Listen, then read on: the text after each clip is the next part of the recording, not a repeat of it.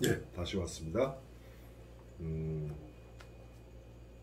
강의 시작하기 전에 지금 강의 상황하고 여러분들한테 알려드릴 거 이런 뭐 좀 잡다한 이야기를 하다 보니까 영상이 본, 본 강의는 짧아졌어요. 두 작품을 해야 되니까 영상 하나는 한 작품, 또 다른 나머지 하나는 두 번째 작품 이렇게 구성하면 좋을 텐데 지금 연결이 안 됐습니다. 애매하죠. 하긴 제가 유튜브 강의 영상을 촬영한다 그러니까 코로나 덕에 별거 다 합니다. 자, 수강생들 감상 읽어볼까요? 정미진님 제일 먼저 올려주셨어요. 지난번에도 정미진님 감상 제가 좋다고 얘기했는데 잘하셨어요. 줄거리까지 써주셨어요. 줄거리를 이제 세 기대로 구분해 가지고 그 다음에 지금 치매 검사를 받기까지, 그 다음에 남편의 얘기, 그 다음에 검사 받고 나서 그 다음에 이제 대학병원 가서 요양원 얘기하고, 그 다음에 마지막에 수학 전화기 잘못 넣으신 거, 그 뭐예요? 전화기 잘못 넣어가지고 연락이 안 됐잖아요, 그죠? 그렇게 세 개로 세 달락으로 나눠가지고 그걸 이제 줄거리를 요약을 참 잘해주셨어요. 그리고 아무래도 이제 우리 부천 사람들이니까 송내동이나 유한양행, 인천 용현동, 카톨릭대학병원 등 실제 하는 고유 명사가 그대로 나오니까 바로 우리 옆 동네, 우리 동네에서 일어나는 수필문을 보는 것 같다.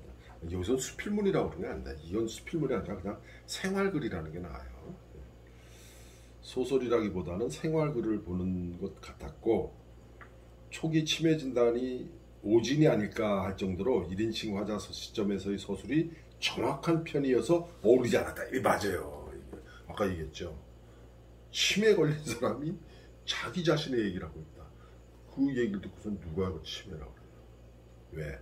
자기 자신의 얘기를 저렇게 잘하고 있는데 저 사람이 왜 치매야? 그죠? 그래서 치매라고 하는 이 병행하고 관련된 사건을 서술하려면은 1인칭 주인공 시점보다는 1인칭 주인공은 치매 환자면 안 되죠. 그죠? 그 다음에 여기도 우리 정미진 님도 그런 얘기를 했어요.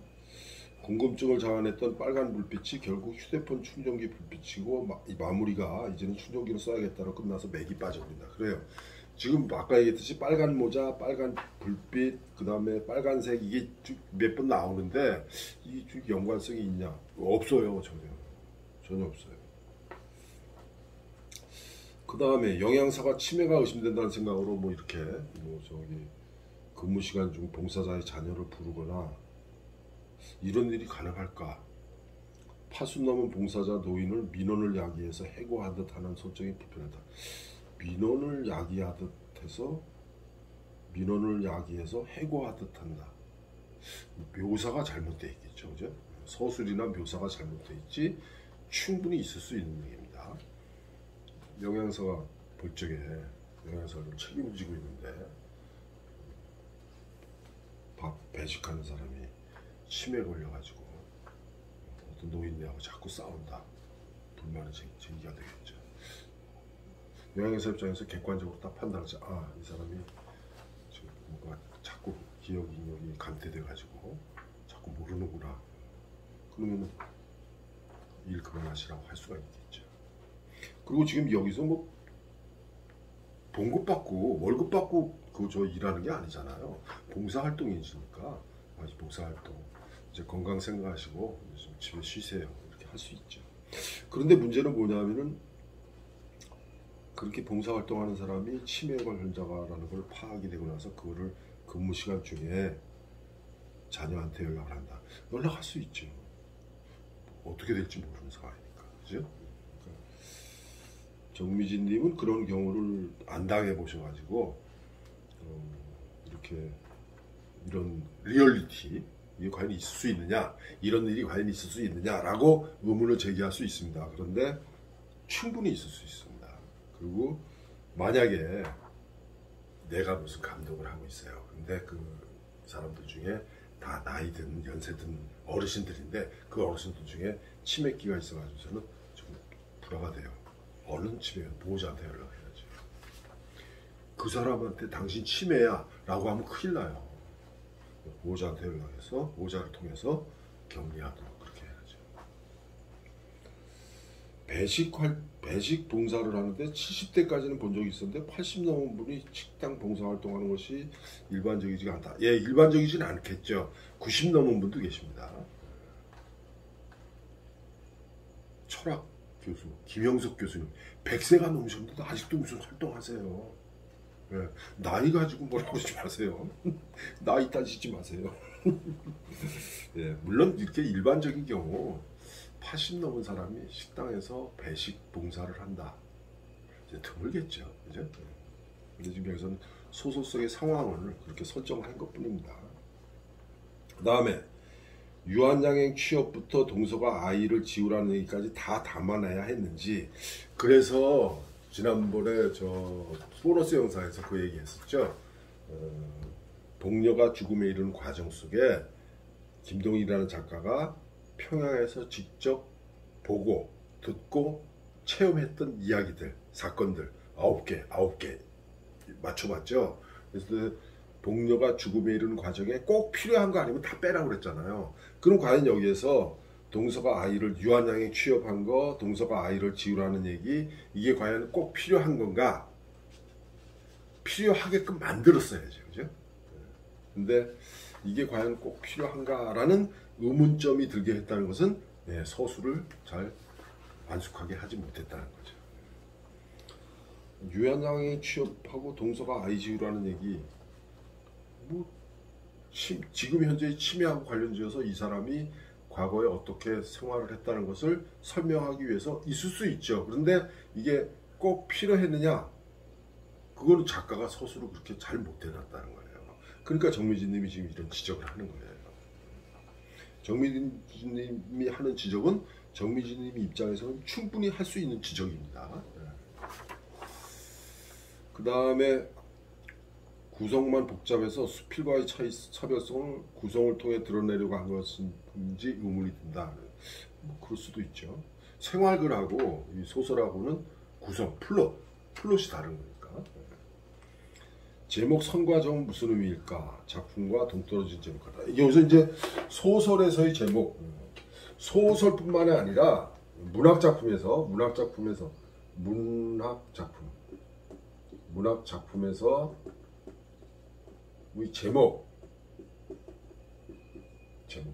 이 제목은 어떤 의미가 있느냐?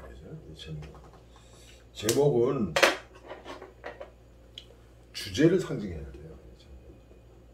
주제 상징. 아니면은 대표 인물, 대표 사건, 그 다음에 대표적인 배경, 시간적 배경, 공간적 배경. 아까 제가 자랑한 장편소설 제목 뭐였어요? 1862. 1862가 진주 밀란이 일어난 해거든. 그 해가 1862년이에요. 그러니까 제목을 1862 했다. 이게 주제를 상징하거나 대표적인 인물, 대표적인 사건, 대표적인 배경, 이런 걸로 얘기를 합니다. 대표적인 배경이 된 거 뭐예요? 메밀꽃 필 무렵. 시간적인 배경이죠. 메밀꽃 필 무렵. 그때 있었던 이야기다. 대표적인 사건은 대부분 많이 쓰는 거고, 대표적인 인물 가지고 있는 거는 무슨 그 사람 이름을 아예 소설 제목으로 하는 경우도 있죠. 어쨌거나 뭐를 하건 간에 이 주제를 상징해야 돼요. 그런데 여기서는 제목이 선과 점이다. 선과 점이다. 선은 뭐고 점은 뭐냐? 선은 이렇게 되고 점은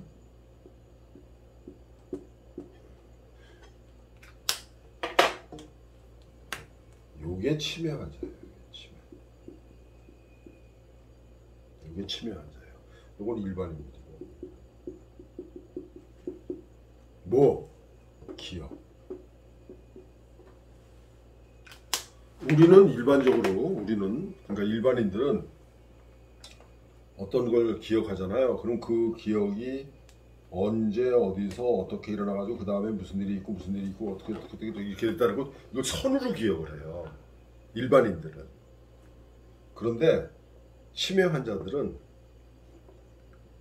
요것만 기억해요. 그럼 요것과 요것 사이에 어떤 일이 있었는지 몰라요. 기억이 안 나요. 요것과 요것 사이에 무슨 일이 있었는지 기억이 안 나요. 그래서 치매 환자들이 대부분 우리 대표적으로 아까 에피소드 얘기했죠. 지금까지 계속 며칠 동안 입원해가지고서는 옆에서 간호하고 다 별거 다 했는데 갑자기 물어요. 근데 댁은 누구슈? 이렇게. 지 아내한테, 지 며느리한테, 지 아들한테 그렇게 물어요. 연결이 안 되는 거야. 그러니까 어제 이 사람이 내가 아파서 입원해 있는데 이 사람이 나를 간호를 했어는 알아요. 그건 기억을 해. 그런데 이 사람이 나하고 무슨 관계인지는 기억이 없는 거야. 그러니까 간호 잘하는 거. 색씨는 참 일을 참 잘하네. 근데 누구시오? 며느리한테. 그래서 이 기억의 어떤 기억의 상태 이런 걸 볼 적에 선과 점.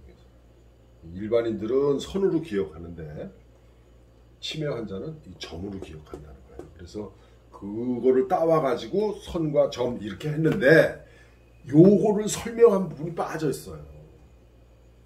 이걸 누가 설명해야 돼요? 의사가 설명하거나 누가? 둘째 아들이 설명을 해줘야죠. 둘째 아들이. 그런데 이거는 지금 초고하고 두 번째 수정작에서는 이게 있었는데 세 번째 작품에서는 1인칭 주인공 시점으로 치매 환자가 자기 자신의 얘기를 하다 보니까 이걸 빠뜨려 놓은 거야. 그러니까 사람들이 볼 적에 독자들이 일반 독자들이 볼 적에 선과 점? 이 선과 점이 치매하고 무슨 관련이지? 뭐지? 그렇게 의문을 제기할 수가 있죠. 그 다음 감상문 쓰신 이정희님도 그렇게 했어요. 점은 마침표로 생각되었는데 문장이 끝났을 때 찍는 점처럼 이제 끝났다고 생각한 주인공의 삶이 아직 선처럼 이어지고 있다는 의미로 생각되었다. 야, 꿈보다 해몽이 좋죠? 때로는 작가가 의도하지 않았는데 독자들이 혹은 비평가가 거기에 의미를 부여해가지고 아주 그럴듯하게 해석해내는 경우가 있어요. 저도 그런 경우 다 있는데 이정희님이 지금 그런 거예요. 사실 선과 점은 이런 의미로 치매를 나타내기 위해서 선과 점 이렇게 한 것뿐인데 이것을 여기서 뭐 주인공의 삶이 아직 선처럼 이어지고 있다는 의미로 이렇게 아주 확대해가지고 멋지게 해석을 해주셨어요. 그 다음에 정수현님 감상에서 정수현님은 또 입장을 바꿔서 다르게 표현을 했어요. 환자의 입장에서 서술한 것이 독특했다는 거죠. 예, 독특한 거는 사실이에요. 환자가 자기 자신의 이야기를 하는 것이니까.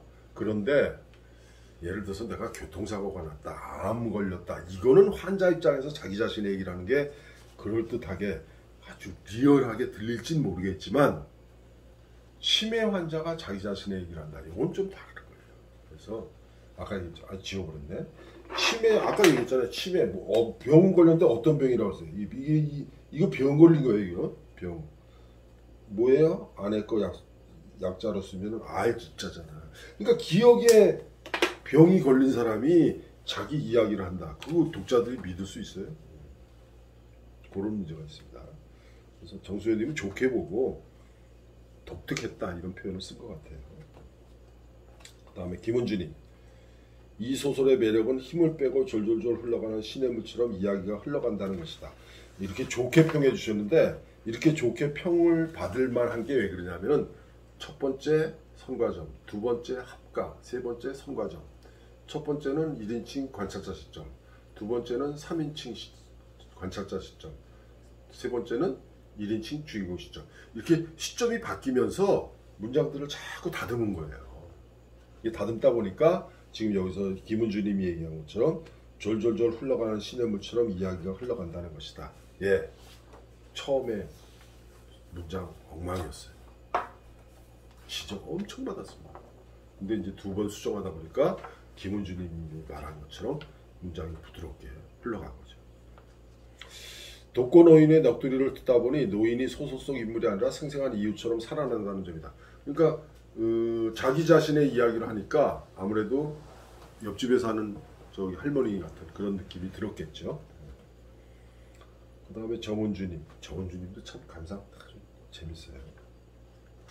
첫 문장에 불편하고 서운하다는 감정 표현이 직접적으로 드러낸 것이 신선했다. 요게 1인칭 주인공 시점의 장점이에요. 장점. 1인칭 주인공 시점의 장점. 단점은 뭐예요?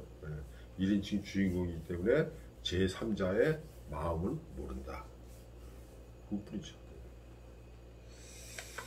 그 다음에 이제 정은주님이 딱 지적인 게 뭐냐면 죽은 남편이 쓴 빨간 모자와 잠자기 전에 보이는 빨간 눈은 연결이 되는 것인가? 사실은 아무 의미가 없어요. 아무 의미가. 빨간 모자하고 빨간 빛 이게 무슨 연결이 되느냐? 지난 시간에 패턴 얘기했는데 그것처럼 뭔가 의미가 있는 것처럼 해석을 하려고 아무리 찾아봐도 안 보여요. 이게 이제 어떤 분들은 그렇게 얘기를 해요. 옆집 여자가 등산 같이 다니는 옆집 여자가 선물한 거라고 그 모자만 빨간 모자만 늘 쓰고 다니고 마침 그 모자를 쓰고 나가서 이제 산에 가서 심장을 많이 죽었는데 쌤통이다 뭐 이렇게 얘기하는 사람도 있죠. 그렇게 이제 사건이 전개되면은 이거 뭐 치정극이 돼버리죠. 그다음에 뭐 질투고 막장 드라마로 바뀌게 돼요. 근데 그게 명확하게 나오질 않아요. 그냥 옆집 여자가 선물한 모자, 빨간 모자, 그리고 그 빨간 모자를 유난히 좋아했다는 것. 왜 좋아했는지, 우리가 일반적으로 생각하는 것처럼 옆집 여자하고 무슨 썸씽이 있었던가, 그거 아니거든요. 그런 얘기 없잖아요. 이게. 독자들이 그렇게 상상을 할 수 있는데 그 상상하는 거 요즘 우리 많이 쓰는 말은 뇌피셜이지 실제 거기에 무슨 근거가 있냐, 그런 근거 없죠. 그래서 가능하면은 소설 속의 어떤 문학적 장치, 여기서는 빨간 모자인데 이게 나오고 빨간색이 이제 계속 몇 번 나오려면은 이 빨간색이 연결되면서 뭔가 의미를 부여해 줘야 돼요. 독자들이 그 의미를 알아챌 수 있게끔. 우리가 흔히 문학적 장치, 리터러리 디바이스라고 그러는데 그 문학적 장치를 설정하면은 그 문학적 장치가 뭔가 의미를 줘야 되는데 여기 지금 그게 없어요. 실패한 거죠. 그 다음에 김근혜님은 재미있게 쓰여진 소설이라 생각한다. 아주 간단하게 올리셨어요. 중간에 그 모자가 처음부터 싫었다 해서 그 모자를 어머니와 아들로 해석했는데 나중에 보니까 아니더라. 그 다음에 빨간 모자를 쓰고 나간 남편은 주검이 되어 영안실에서 만나게 되면서 모자 이야기는 끝났다. 이렇게 생각을 했다는 거예요. 뭐 그렇게 오해할 수도 있겠죠. 근데 김근혜님 요거는 제때 올려주고 어떤 비상 감상문은 9시간 몇 분 늦게 올리셨어요. 더군다나 복사금지 해놓고. 그래서 아주 미워. 김근혜님 다음엔 제때 올리고 복사금지 하지 마세요. 자, 그냥 이어서 하겠습니다. 그 다음 두 번째 어떤 비상입니다. 어떤 비상도 이제 아까 선과 점 제목 얘기 나왔었죠. 어떤 비상도 이제 제목을 보면은 그 제목 가지고 이제 이 작품의 어떤 의미를 우리가 살필 수가 있어요. 비상.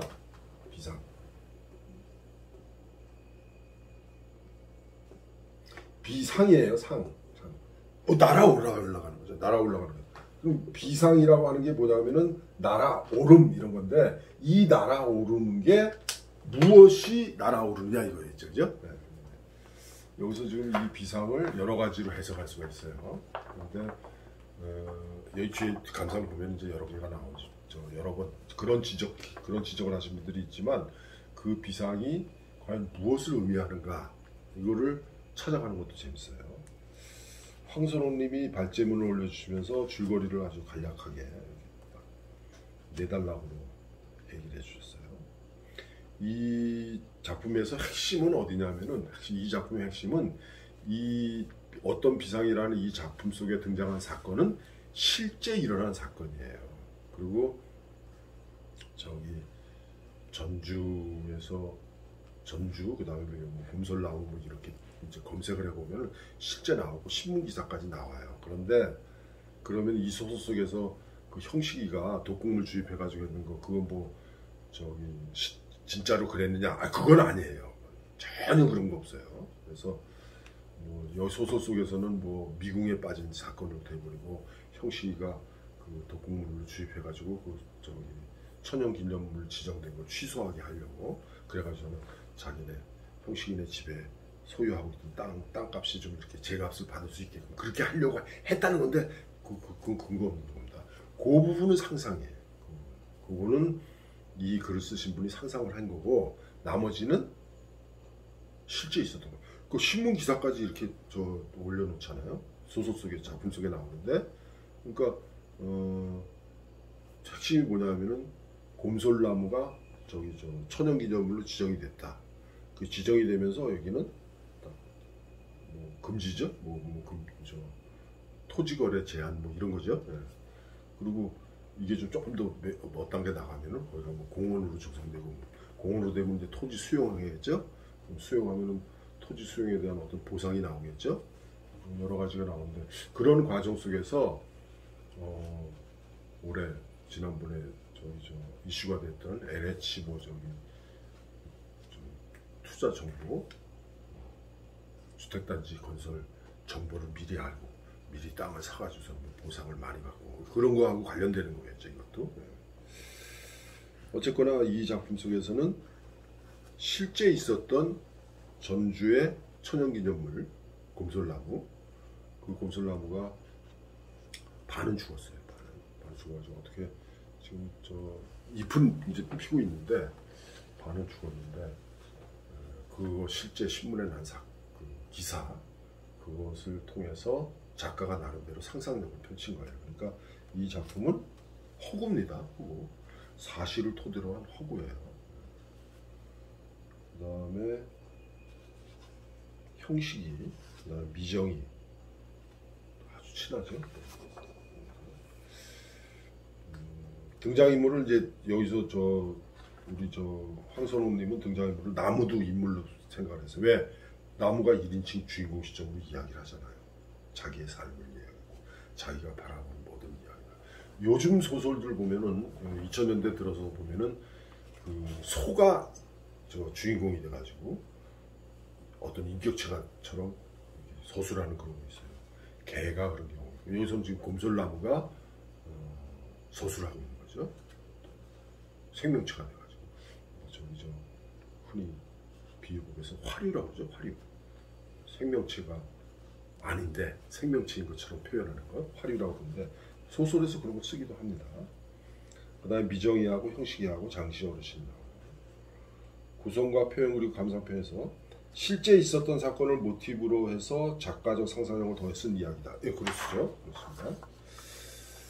그리고 우선 나머지는 뭐 여러분들 다 같이 비슷하게 생각을 하실 텐데 문제는 뭐냐면은 이 황선홍님은 곰솔의 사진, 미정이가 찍은 그 작품 사진이죠. 그 사진의 제목이 비상이잖아요. 비상. 확 날아오르는 거. 그 나무가 마치 날아오르는 것처럼 그렇게 느껴졌겠죠. 그런데 사진이 흑백이라는 점이 특히 마음에 들었나 봐요. 황선홍 씨는. 제 생각에는 황선홍 씨는 사진을 조금 아시는 분이 아닌가. 제가 뭐 성급한 일반화에 오류일지 모르겠지만 요것만 보고도 이분 사진을 볼 줄 아시는 분이구나 이런 생각이 들어요. 거기에 쭉 보면서 뭐가 되냐면은 여기 중간에 나와요. 형식이 본 곰솔의 떨림, 곰솔의 눈물, 곰솔의 울부짖음으로 확장되어 가는 게 참 좋았다. 이제 서술을 잘했다는 거죠. 묘사를 잘해놨다는 거예요. 그래서 어쩌면 형식의 떨림이고 형식의 눈물이고 형식의 울부짖음일 수도 있겠다는 생각을 했지만 형식보다는 곰솔의 몸부림에 미정의 울음이 더 감정이 됐다. 미정의 울음에 더 감정이 되었다. 그만큼 이 작품에서는 서술과 묘사가 잘 되어 있다는 거예요. 사실은 이 작품은 아까 그 선과 점은 그러니까 세 번째 작품이라고 했죠. 그럼 결국 2번 고친 거죠. 2번 수정한 건데 이 작품은 한 다섯 번 여섯 번 고친 거예요. 제일 마지막 작품이에요. 마지막 최종본이에요. 제목은 그대로 두고 소설 속에서 작품을 엄청 많이 고쳤어요. 그래서 첫 번째 작품은 사건이 굉장히 복잡해요. 근데 사실은 사건은 굉장히 간단한 건데 그걸 굉장히 복잡하게 만들어놨어. 그래서 막 사건 다 빼라 그러고 처음에 작품 냈으기 한 그건 100매 가까웠어요. 이거 빼라 저거 빼라 그래가지고 그러면서 사건을 빼면서 그 사건에 맞게 문장도 바꿔야 되니까 이렇게 바꾸다 보니까 이렇게 문장도 좋고 서술과 묘사가 아주 무난하게 그래서 지금 황선홍님이 얘기한 것처럼 여기서 좋게 받아들인 거죠. 그런데도 우리 황선홍님은 양가의 행동으로 그러나 그럴 수밖에 없는 양가의 감정으로 조금 더 섬세하게 묘사되었으면 어떡할까? 황선홍 씨 욕심이에요. 물론 그렇게 할 수 있으면 더 좋죠.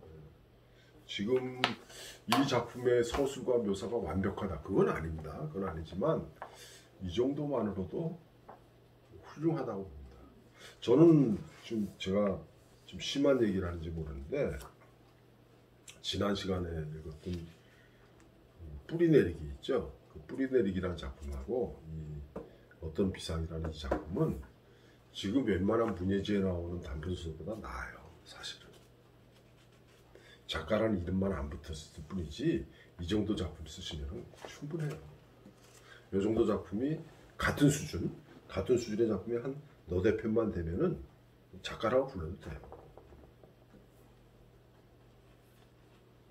지금 여러분들 카페 등급이 수강생으로 되어 있습니다. 여러분들이 이제 이달 말에 작품을 내잖아요. 그 작품이 죽이 되든 밥이 되든 소설을 내잖아요.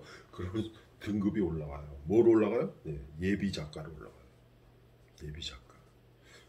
이분은 예비 작가를 넘어섰어요. 이미 이 어떤 비상을 쓰신 이분은 그냥 작가라고 해도 괜찮아요. 그래서 심화반에서는 그때는 우리 저 같이 모여서 공부를 했으니까 대면 소발직에 심화반에서는 다 부르적에 이름 부르지 말고 뒤에다가 선생님이라고 호칭을 붙이라고 했어요. 25살짜리였는데 김 선생님 저보다 나이 많은 사람이 있었어요. 71살짜리 황 선생님 그냥 다 같이 선생님 작가니까 여러분들도 예비 작가 돼야 됩니다. 어쨌거나 저는 이 감상을 읽으면서 그 다음에 충분히 어디 갔어? 감상해라죠. 황선홍님 발제문 읽으면서 황선홍님은 좋은 작품 쓸 수 있겠다 하는 생각이 들었어요. 잘 쓰실 겁니다. 이 발제문 이렇게 올려주신 그 문장들, 그 서술하는 거 보면은 이렇게 감이 잡혀요. 아, 이분은 참 잘 쓰시겠구나. 그 다음에 정미진님도 또 줄거리를 이렇게 간략하게 나름대로 줄거리를 표현했어요. 줄거리를 저기 황선홍님이 발제문에 올린 줄거리하고 정미진님이 한 줄거리하고 한번 여러분들 견줘보세요. 조금 차이가 납니다. 그게 바로 황선홍님 나름대로 자기가 읽은 방식대로 줄거리를 정리한 거고 정미진님은 자기 자신이 읽은 방식대로 줄거리를 정리한 거예요. 그 차이가 있습니다. 줄거리가 좀 차이가 나고 그 다음에 나무가 화자로 드러난 점 참 좋게 봐야 될까 나쁘게 봐야 될까 오히려 동화 같다는 느낌이 언뜻 든다. 왜? 나무가 화자로 등장하니까 그렇게 됐다. 그 다음에 뭐 형식의 단순한 발상 땅값 올라가는 거 그 다음에 빨간 풍선을 놓친 것 같다는 형식의 생각 이런 것에서 좀 어린아이 같다 동화 같다 이런 생각이 들었다는데 글쎄요 저는 왜 그런 생각이 안 들었을까. 정미진님의 어떤 독특한 생각이죠. 정미진님이 감각이에요. 그 다음에 신문기사를 재구성했다고 주술문에 달았지만 자칫 그 주변 토지 소유자들을 범죄자로 만든 것 같아 발표되었을 때 위험하지 않을까 하는 생각이 든다. 안 위험합니다. 안 위험합니다. 만약에 이거를 가지고 토지 소유자들이 만약에 소송을 제기하잖아요. 우리 주변에 토지 소유자들을 명예를 훼손했다. 그래가지고 만약에 저거 되잖아요. 더 명예가 훼손돼요. 자식 예술 작품도 모르는 놈이 무슨 그런 고소를 하고 왜? 소설이라고 그랬잖아요. 뭐라고 그랬어요? 요거를 토대로 했다. 요거를 소재로 했을 뿐이다. 그런데 이건 소설이다. 소설은 뭐라고 그랬어요? 소설은 첫 번째 시간에 얘기했죠. 이 사건과 이 사건 전혀 관련이 없는 사건인데 마치 필연적인 관련이 있는 것처럼 표현하는 거. 그게 구성이고 플롯이에요. 그게 소설이고 그게 허구라는 거예요. 허구가 거짓말이다? 아니에요. 거짓말 아닙니다. 다 팩트예요. 그 다음에 이 땅에 발목 잡혀 학송의 비상 등을 묘사한 부분은 좋았고 문장을 읽기 쉬웠다. 시점을 1인칭 시점, 전시적 작가 시점으로 나눈 이유가 궁금하다. 시점을 여러분들 뻔히 알죠? 시점. 우리가 시점을 얘기해. 소설 속에서 시점을 얘기할 적에 1인칭 시점과 3인칭 시점 있잖아요. 1인칭은 주인공 시점이 있고 관찰자 시점이 있고 그 다음에 3인칭은 작가 관찰자 시점이 있고 전지적 작가 시점이 있고 이런데 이 시점이 교차할 수가 있어요. 시점이 교차할 수 있어요. 즉 1인칭 주인공 시점으로 쓴 거를 그 중간에 작가 관찰자가 나올 수도 있고 1인칭 관찰자 시점으로 쓴 거를 1인칭 전지적 작가가 쓸 수도 있고 이렇게 서로 교차해서 아니면 1인칭 관찰자 똑같은 1인칭 관찰자인데 A라는 관찰자, B라는 관찰자, C라는 관찰자가 각각의 이야기를 하는 거죠. 요거 다 관찰자예요. 관찰자인데 똑같은 사건을 A가 얘기하고 B가 얘기하고 C가 얘기하고 얼마든지 할 수 있죠. 그렇게 됩니다. 걱정하지 않으셔도 돼요. 오히려 효과를 볼 수가 있어요. 이정희님이 참 마음에 든다고 생각한 작품 중 하나다. 제초제를 넣는 상세한 묘사가 날 긴장시켰다. 저도 놀랐어요. 이게 진짜로 이걸 해본 사람인가? 어디 가서 설명을 들었다. 제가 물어봤어요. 그랬더니 어디 가서 설명을 들었다. 그만큼 철저하게 준비를 했다는 거죠. 그러니까 소설 쓰기 위해서 전에 그런 얘기했죠. 눈 감고 귀 막고 발로 쓰라. 발로 쓰라는 건 뭐예요? 직접 알아봐라. 가봐라. 먹어봐라. 해봐라. 그거 가지고 쓰라는 거죠. 몸으로 쓰는 거예요. 체득한 거 가지고. 그 다음에 정수현님. 작가의 상상력이 돋보인다. 그 다음에 나무의 시선과 사람의 시선이 왔다 갔다 하는 것도 좋았다. 예, 이렇게 얘기하잖아요. 그러니까 그 효과를 제대로 보고 있는 거죠.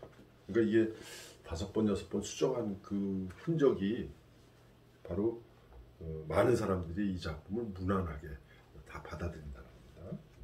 그 다음 김은주님. 이 소설을 읽으며 꿈을 생각한다. 대단하죠. 미정이 심어준 곰솔의 꿈, 곰솔을 죽여야만 이룰 수 있는 형식의 꿈, 곰솔의 사진을 찍으며 키우던 미정의 꿈. 그게 뭐예요? 요거예요. 비상. 올라가는, 날아가는 거. 그러니까 이 제목이 뜻하는 거는 지금 김은주님이 딱 정리를 해버렸어. 미정이 심어준 곰솔의 꿈, 곰솔을 죽여야만 이룰 수 있는 형식의 꿈, 곰솔의 사진을 찍으며 키우던 미정의 꿈. 다 그게 비상이에요. 독극물 주입 사건 이후 전개된 세 인물의 삶에 곰솔의 꿈은 비상했고 미정의 꿈은 이루어졌으며 형식의 꿈은 추락했다. 그리고 그 다음에